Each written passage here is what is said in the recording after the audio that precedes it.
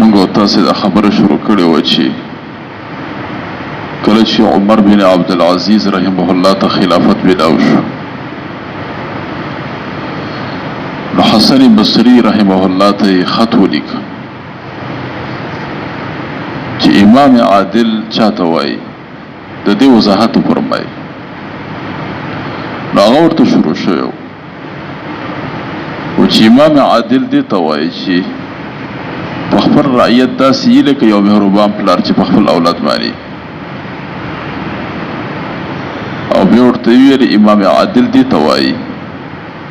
خپل رعیت سره داسې محبت کوي لکه څنګه چې یو شفیق او نیک او نرم مور، داسې مور چې د ماشومانو سره نرمي کوي، چې کله دا ماشومان په سکون کې وي نو مور ورسه هم سکون کې وي، چې کله ماشومان ویښ وي نو مور ورسه هم ویښه وي،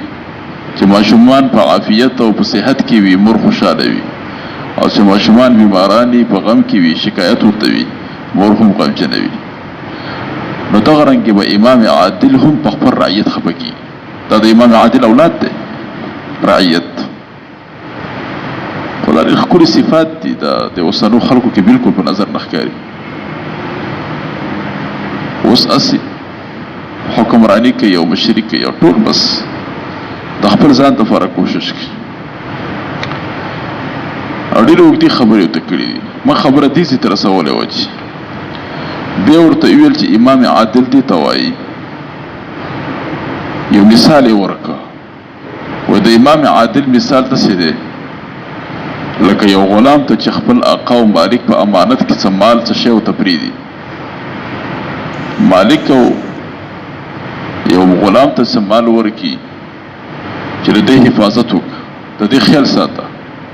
او دا غلام راولېږي دا مال هم تباه او برباد کړي، او اهل و عیال چې دی دا ټول وشړي. فافقر اهله وفرق ماله. دا خپل اهل و عیال څه کې فقیران کی او مال څه کې تس نس کی. او مقصد دا و چې ته د الله تعالی یو غلام یې، د الله بنده یې. الله تعالی یو تاله د مال د حفاظت یو دغه درکړی دی، کنټرول په لاس کې درکړی. ته هم داسې مه کوه چې خپل اهل و عیال وږي کړي، فقیران یې کړي او مالو له ګډ وډ کړي، نه د دې مال حفاظت به هم کې او د دوی خیال به هم ساتي. په هره جمله کې نشته نشته حکمتونه پراته دي. او بیا ته دا خبره وکړه چې په دې ځان پوه کړه یا امیر المؤمنین چې الله تعالی حدود نازل کړي دي. حدود دې دپاره الله نازل کړي چې خبائث او فواحش ختم شي. کوم غلط کارونه چې خلک کوي چې کله حدود نازل وي نو څوک د غلط کارونه نشي کولی. و چې کله په حدودو باندې عمل کېږي نو څنګه به څوک په فواحشو او دغه رنګې به څوک خبائثو ته نږدې شي؟ هېڅوک هم نشي نږدې کېدی چې کله حدود نافظ وي. او بیا ورته ویل چې وان الله انزل القصاص حیاتا لعباده. الله تعالی قصاص نازل کړی دی دې لپاره چې د بندګانو ژوند یعنې بندګانو ژوند دې سره راځي. څه معنی؟ بندګانو وینه محفوظ کېږي چې قصاص په معاشره کې واغستلی شو ګن نو بیا څوک مړی چېرته کوي؟ الله تعالی قصاص نازل کړی دی حیاتا لعباده دپاره د ژوند د خپلو بندګانو، چې بندګانو ته حیات او ژوند حاصل شي. اوس که ته وایې چې دې کس د سر کټ کېږي دا څنګه ژوند حاصلي؟ که یو کس ته قصاص میلاو شي بل کس بیا را کار نه کوي. دا خبره ورته وکړه. او بیا ورته عجیبه راولګېد چې یا امیر المؤمنین مرګ یاد کا او د مرګ نه پس چې سري دا خبرې یادې کا. مرګ د ذهن کې کېنوه چې مرګ شته، او د مرګ نه پس چې سري دا خبرې ذهن کې کېنوه. او بیا ورته وویل چې د فزع اکبر نه ویرېږه او د هغې لپاره توخه جمع کړه. فزع اکبر د قیامت ورځ ته وایي، یعنې هیبتناک او هیبتي ورځ ده، هغې نه ځان وساته، هغې لپاره توخه جمع کړه. او بیا ورته وویل چې ستا یو کور دی، دا کوم کور کې ته اوسېږې د دې نه سوا ستا بل ځای دی، یعنې دا ځای ستا پوره صحیح ځای نه دی، دا ستا یقیني ځای دا نه دی، ستا ځای بل دی. په هغې کې به ته د خپلو دوستانو نه جدا شي او تا به خلک په یو ځان له کنده کې څمړی، نو ته د هغې ځان له کندې لپاره توخه جمع کړه. او هغه وخت هم یاد کړه چې اذا بعثر ما فی القبور، چې کله خبرونه خلک راپورته کولی شي، وحصر ما فی الصدور، او د دې په سینو کې چې سري دا به راښکاره کړی شي. نو پل اسرار ظاهره والکتاب لا یغادر صغیره ولا کبیره او د کتاب اسم نه دی پریخي یعنی دا عمل نامه چې کوم ده هغه مستا هر څه لیکلي وړه ګناه غټه ګناه وړه نیکی غټه نیکی هر څه بستا لیکلي یعنی ستا هیڅ هم نه پریږدي او بیا ورته ویل چې یا امیر المؤمنین د جاهلانو په شان فیصلې مه کوه او دغه رنګې د ظالمانو څخه په یو لاره مزه او مستکبرین په مستضعفینو باندې مه مسلط کوه یعنی متکبرین مه مشران کوه چې کمزوري خلک ذلیله کړي ډېرې اوږدې خبرې ته کړي بیا ورته لیکلي څوک چې دنیا کې خوندونه حاصلوي په دې چېرته دوکه نه شي او بیا ورته وویلې چې ته د مرګ په رسو کې بند دي یو ورځ به تا ته مرګ راځي وموقوف بین یدی الله فی مجمع الملائکه والنبیین والمرسلین او د الله مخې ته به ودرولی شي په مجمع د ملایکو کې په انبیا کرامو ټول به ولاړي ته به ټول به الله مخې ته ودرولی شي دا اوږد نصیحت یې ورته کړی څه خبرې کې ما پرېښودې اخر کې ورته بیا وایي چې ما کوتاهي نه ده کړې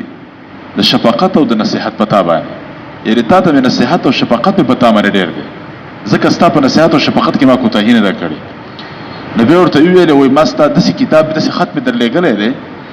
او په دې خط کې مې داسې دوایي لیکلې ده لکه یو سړی چې خپل حبیب او دوست ته علاج کوي نو چې علاج ورته کوي په دې کې خو ترخې دوایانې هم ورته ورکوي که نه دې لپاره ورکوي چې دې ملګري ته مې صحت میلاو شي دوایانو کې ترخې دوایانې وي یعنې زما په دې خط کې داسې ترخې خبرې هم شته او اخر کې ته چې والسلام علیک یا امیر المؤمنین ورحمت الله وبرکاته بیا چې کله دا چې کله به د خلافت موده ده روانه وه نو دا ډېر عجیبه سړی و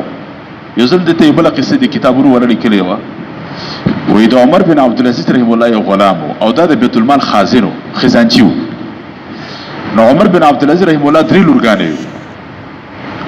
یعنې 3 لورګانې لرلې نو دا 3 ونه لورګانې تر عرفې په ورځ رالې او پلار ته یې وویل چې غدن العید سبا اختر دی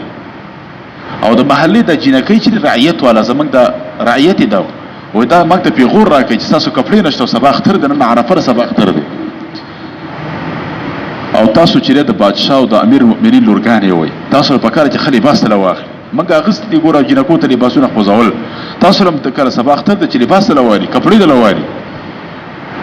و دې وخت کې عمر بن عبدالعزیز رحمه الله خپله دا لورګانې رالې او ډېر زیات یې تنګ کړ وایي عمر بن عبدالعزیز رحمه الله خپله غلام راوغوښتو خزانچي د بیت المال چې ته راشه ورته ویل چې ما څه نشته دی عمر بن عبدالعزیز ته ویلې زما د دې میاشتې تنخواه چې کومه تاسو مقرر کړې دې نه دا لږه مخکې راکړئ اډوانسو کې راکړئ دا خبره ده دا د میاشتې تنخواه اډوانسو کې راکړئ نو هغه ورته وویلې وایي تاخذ المشاهره من بیت المال سلفا وایي ته د بیت المال تنخواه مخکې غواړې وایي وګوره چې ستا یو میاشت عمر باقي پاتې دی که پاتې نه دی یعنې څه پته لګي ته سبا مړ شي یعنې ستا دا موده یو میاشت ته ودرسېږي ته څنګه یو میاشت مخکې تنخواه خپله غواړې وایي دې وخت کې دا خبره چې ته وکړله او عمر بن عبدالعزیز صاحب حیران شو ورته ویل نعم ما قلت ایها الغلام ډېر ښه خبره دې وکړله تا ډېره ښایسته خبره وکړله چې زما څومره عمر به پاتې زه به کېدای شم ژوندی به که مړ به شم الله تعالی په دې برکت واچوي لورګانو ته یې وویلې خپل شهوات مړ کړئ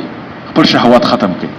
فإن الجنة لا يدخلها أحد بغير مشقة